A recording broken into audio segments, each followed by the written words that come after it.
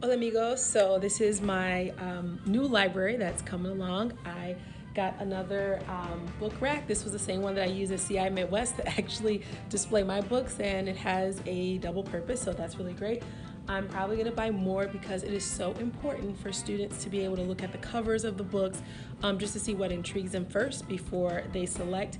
The book rack that I had before was, it just showed like the spines of the books, and so I ended up having to like display the books on the ledge and do this whole like system every time we did FVR. So I have this, I'm gonna order another one, I'm super excited about that. Other thing that I'm really excited about is that I have some new additions to my FVR library. I have got a few here. Let's see.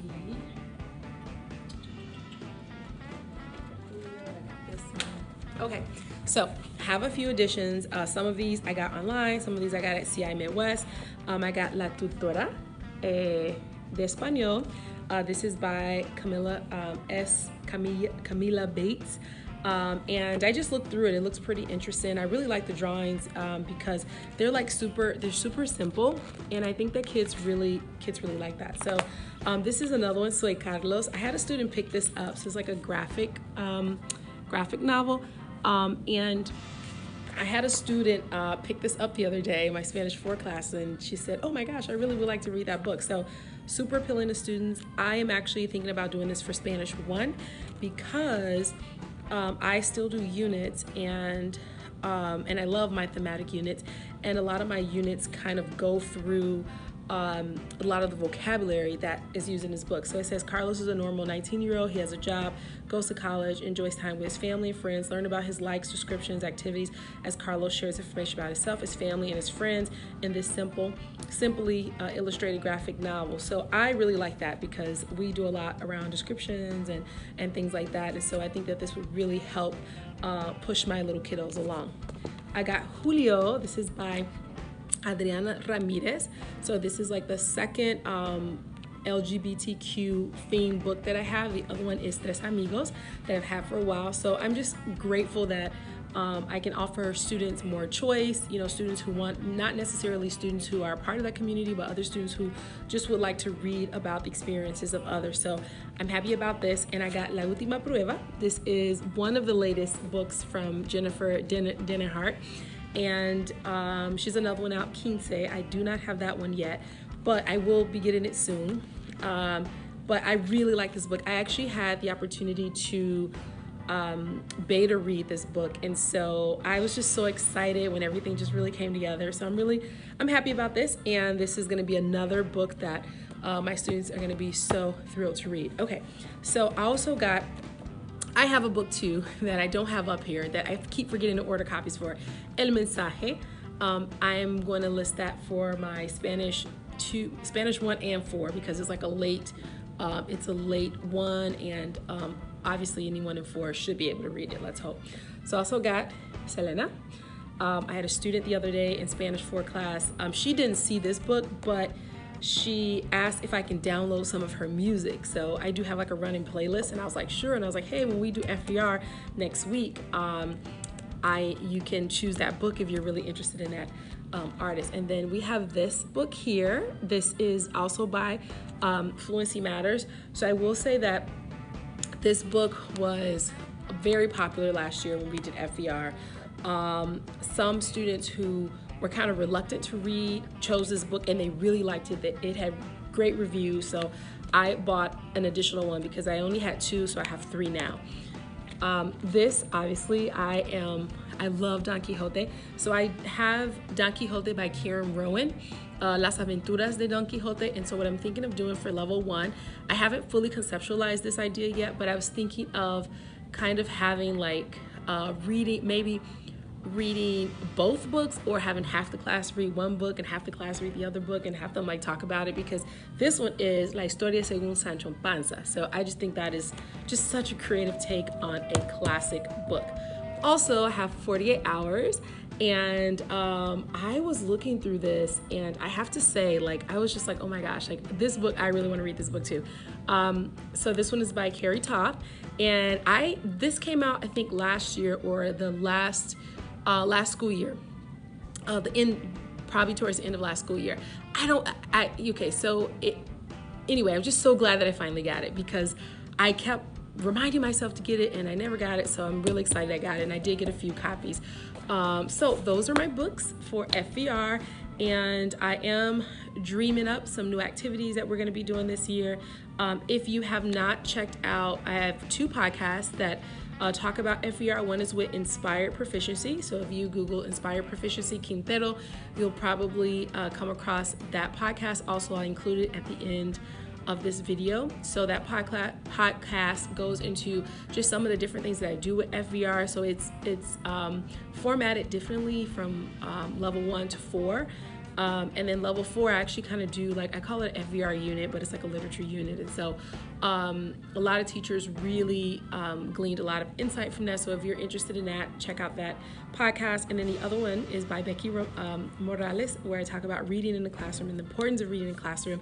And there's so many other people who are publishing really great, articles and insights and ideas for teachers who are beginning to use literature, or just like comprehensible input literature in a class. So I encourage you to check those out too. Gracias.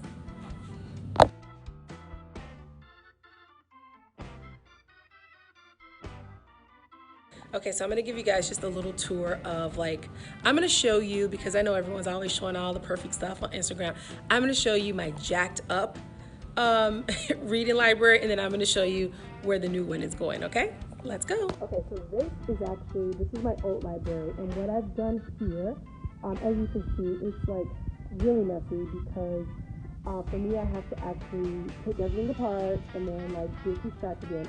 But what I've done here is, this is sort of like the repository of a lot of books. So if we look here, I have a lot of copies of Las Sombras. The reason why I have so many copies of these books is because 2 classes kind of consolidated. So I purchased a lot of books, or did purchase a lot of books for the teacher who was teaching with me last year. And so now that's why we have so many books in one room. And so I have various copies of that. We have the mensaje here. We have Cómo, salir. So these are pretty much all my books up here. So then here we have Casa Dividida. These are other popular books from last year. Robo en la Noche. And we have Soy Lorenzo. And I have more copies there. We have more Robo de la Noche here. And then also Casa Dividida. And then we have Fatal. Fiesta Fatal, Brandon Brown. Actually, Brandon Brown should be here to be on the other side, but I'll fix that. This was a super popular book last year. So, in Vista del Monstruo, I have so many that I'm almost thinking of, like, I don't know. Like, if I order like a few more sets, I can actually, a few more books, I can have a class set. So these are books I get from Teacher's Discovery. I haven't really read these yet, and I want to actually kind of start because they look really interesting. So this I would say would be like late level 1 for me, or for my students. Here's some other books, Un Mundo Lejano, and then I think Asesino en el Barrio Gótico. Here I have Vinegar books. So I was trying to keep the authors together as much as possible.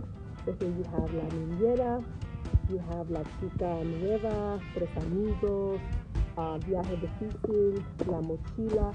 The cool thing about this is that I can actually do literature circles. So I have enough where students can actually do literature circles. Oh, I really like Deb Navarre. I like her series. This is really good. Super simple, and I like it similar to kind of like how I write. I like to focus on a lot of teen stuff, so I like that these books are like focused on like teen culture. So this was like my jacket part, and I'm going to show you the really cool part. Okay, so this is what I was working on yesterday. Now, keep in mind, this is not a finished product because I'm still trying to move some things around and trying to figure out what the theme is here. That's what I'm trying to do. I'm trying to figure out like what the theme is. But like I have the upper level books kind of at the top.